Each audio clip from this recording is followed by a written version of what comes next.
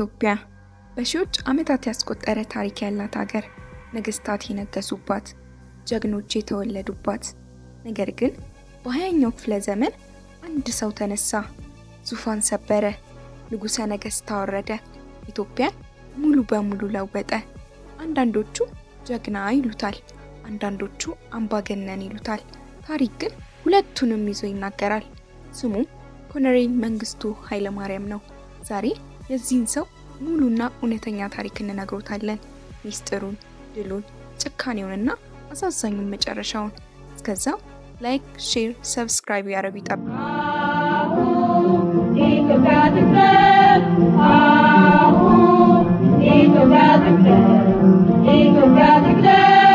ግንቦት 21 1929 ዓመተ ምህረት ወላይታ ደቡብ ኢትዮጵያ ሕፃን ወንድ ልጅ ተወለደ። ስሙም መንግስቱ ኃይለማርያም። አባቱ ወታደር፣ እናቱ አገልጋይ ነበረች።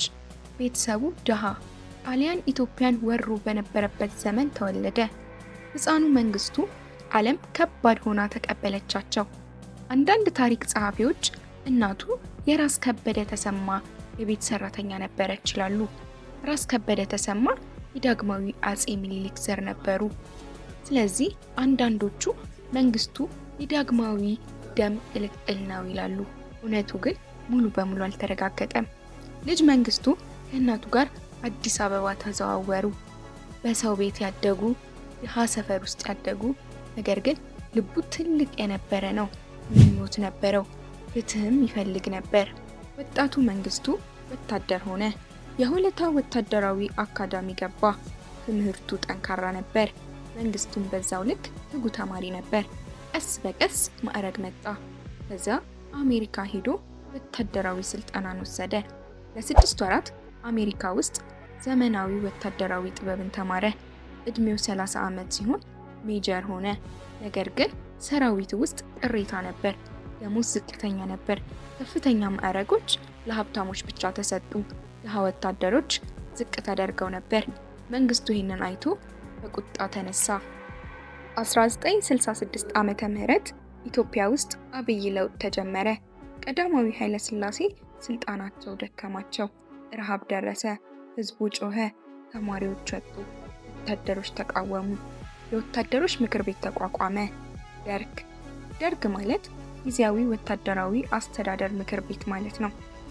126 ወታደሮች፣ ሁሉም ደረጃቸው ዝቅተኛ፣ አንድ ላይ ተሰበሰቡ።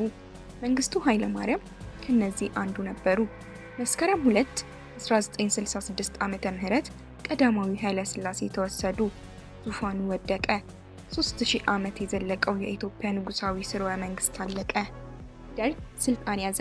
ነገር ግን ሁሉም ስልጣን ይፈልጉ ነበር። ውስጥ ለውስጥ ትግል ተጀመረ።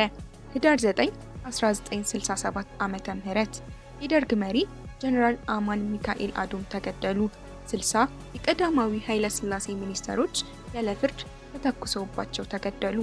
1969 ዓመተ ምህረት ሁለተኛው የደርግ መሪ ጀነራል ተፈሪ ባንቲ ተገደሉ። ሁሉም ተወገዱ። ሁሉም ጠፉ።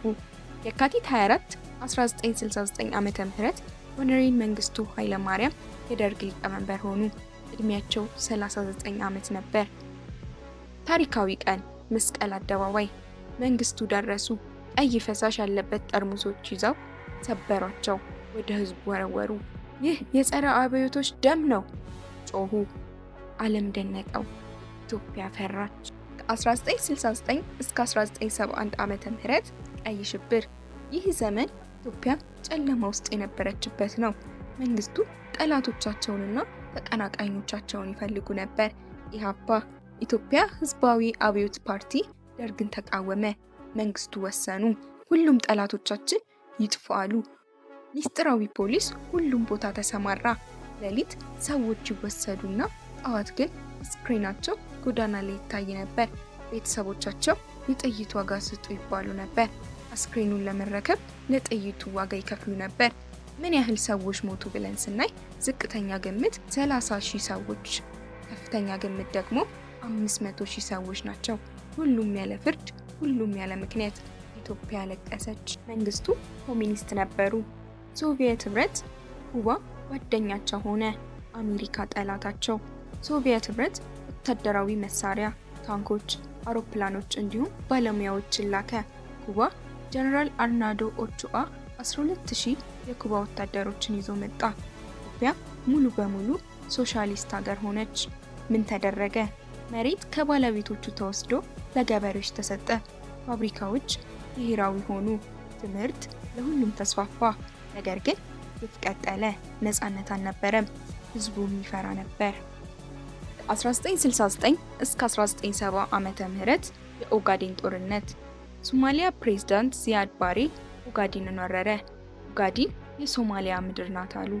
ኢትዮጵያ ሰራዊት ተሸነፈ፣ ወደ ኋላ ፈገፈገ።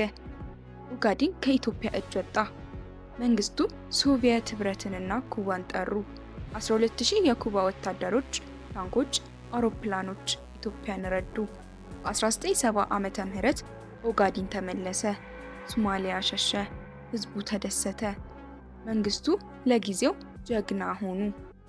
1976 እስከ 1977 ዓመተ ምህረት ታላቁ ረሃብ። ዝናብ ጠፋ፣ ምርት አልተሰበሰበም። ትግራይና ወሎ ሙሉ በሙሉ ጠፉ። ሰዎች ቅጠል፣ ቅርፊት ይበሉ ነበር። ሺዎች፣ ሚሊዮን ሰዎች ሞቱ። ዓለም ይህን ሲያይ አለቀሰ። ቢቢሲ ዘጋቢ ፊልም አሳየ። ህጻናት ደርቀው ሲሞቱ ዓለም እርዳታ ላከ። ነገር ግን የመንግስቱ ደርግ እርዳታውን ዘጋው። ለምን? የትግራይ አማጽያን አሉ፣ እርዳታ ሰጥቶ ጠላታችንን አናጠናክርም አሉ። ህዝቡ ሲሞት ደርግ አይኑን ጨፈነ። ምን ያህል ሰዎች ሞቱ? ከ400,000 እስከ 1 ሚሊዮን ሰዎች ረሃብ ገደላቸው። ዓለም መንግስቱን ጠላ። ኢትዮጵያ ጨለመች። በ1979 ዓመተ ምህረት መንግስቱ አዲስ ህገ መንግስት አወጡ። ህዝባዊት ዲሞክራሲያዊት ሪፐብሊክ ኢትዮጵያ ተባለ። የሰራተኞች ፓርቲ ኢትዮጵያ ተቋቋመ። መንግስቱ ፕሬዝዳንት ሆኑ። ሶቪየት ህብረት ተደሰተ። ሞስኮም ሄዱ። ነገር ግን የህዝቡ ፍርሃት ቀጠለ። 1974 እስከ 1991 ዓመተ ምህረት ዘለቂታዊ ጦርነት። ሁሉም ጎን ተዋጉ። ሻዕቢያ ኢፒኤልኤፍ ኤርትራ ውስጥ፣ ወያኔ ቲፒኤልኤፍ ትግራይ ውስጥ፣ ኦነግ ኦኤልኤፍ ኦሮሚያ ውስጥ። መንግስቱ ሁሉንም ተዋጉ። ሶቪየት ህብረት ወታደራዊ እርዳታ ሰጠ። ሺዎች ኢትዮጵያዊ ወታደሮች ሞቱ። ህዝቡ ተሰቃየ። ዓመታት አለፉ። ጦርነቱ አላለቀም። 1989 ዓመተ ምህረት ሶቪየት ህብረት ፈረሰ። ሚካኤል ጎርባቾቭ እርዳታ አቆሙ። በ1983 ዓመተ ምህረት ወያኔና ሻዕቢያ ወደ አዲስ አበባ ቀረቡ። አዲስ አበባ 100 ኪሎ ሜትር ብቻ ቀረ። መንግስቱ ፈሩ። ሚያዝያ 21 1983 ዓመተ ምህረት ኮሎኔል መንግስቱ ኃይለማርያም ኢትዮጵያን ጥለው ሸሹ። ወዴት? ዚምባብዌ ሐራሬ። ፕሬዝዳንት ሮበርት ሙጋቤ ተቀበሏቸው። ቤት ሰጧቸው። ኢትዮጵያ ዜናው ደረሳት። ህዝቡ ተደሰተ። ሄደ። ሜይ 28 1983 ዓመተ ምህረት ወያኔ አዲስ አበባ ገባ። ደርግ ወደቀ። 17 ዓመት የዘለቀ አገዛዝ አለቀ። 1994 እስከ 2006 ዓመተ ምህረት ፍርድ ቤት ኢትዮጵያ ደርግ አባላትን ፈረደችባቸው። 2006 ዓመተ ምህረት ፍርድ ቤት ወሰነ። መንግስቱ ኃይለማርያም የዘር ማጥፋት ወንጀለኛ። 2008 ዓመተ ምህረት ይግባኝ ከቀረበ በኋላ የሞት ፍርድ ተፈረደባቸው፣ ሁሉም በሌሉበት። ምክንያቱም ዚምባብዌ አሳልፋ አልሰጠችም። ፕሬዝዳንት ሙጋቤ መንግስቱ እዚህ ሰላም አላቸው አሉ።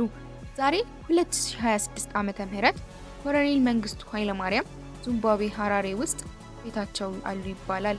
እድሜያቸው 89 ዓመት ነው። ኢትዮጵያ ፍርድ እየጠበቀች ነው። ፍርዱ ወደ ዚምባብዌ አልደረሰም። መንግስቱ ኃይለማርያም ለኢትዮጵያ ሁለት ፊት ነበራቸው፣ ጥሩና መጥፎ ጎን። ጥሩ ጎናቸው ፊውዳሊዝምን አጠፉ፣ መሬት ለገበሬ ሰጡ፣ ኦጋዴንን ጠብቀው ኢትዮጵያን እንዳደረጉ፣ ትምህርት ለሁሉም ለማዳረስ ሞከሩ፣ ኢህአፓን ከስልጣን አርቀው ሀገርን አስተዳደሩ። መጥፎ ጎናቸው ቀይ ሽብር፣ ሺዎች ያለ ፍርድ ተገደሉ፣ ረሃብ ሸሸጉ፣ ሚሊዮኖች ሞቱ፣ ነፃነት አልነበረም፣ ህዝቡ ፈርቶ ኖረ። 17 ዓመት ጦርነት ቀጠለ። ኮሎኔል መንግስቱ ኃይለማርያም ታሪካቸው ያስተማረን፣ አንደኛ ስልጣን ያለ ፍትህ ዘለቄታ የለውም፣ ህዝቡ ሲሰቃይ ስልጣን ይወድቃል። ሁለተኛ ለውጥ ጥሩ ነው፣ ነገር ግን ለውጡ በደም ከሆነ ፍጻሜው ሀዘን ነው። ሶስተኛ ታሪክ ሁሉን ይዘግባል፣ ዛሬ ያሸሸ ነገ ፍርድ ይጠብቀዋል። አራተኛ ሀገር ከህዝቡ ጋር ትቆማለች፣ ህዝቡን ጠልተ ሀገርን ልትወድ አትችልም። ይህ ነው የኮሎኔል መንግስቱ ኃይለማርያም ሙሉ ታሪክ። ታሪኩ ምን አስተማራችሁ? በኮሜንት ጻፉልን። ቪዲዮውን ላይክ፣ ሼር፣ ሰብስክራይብ ያድርጉ። እናመሰግናለን።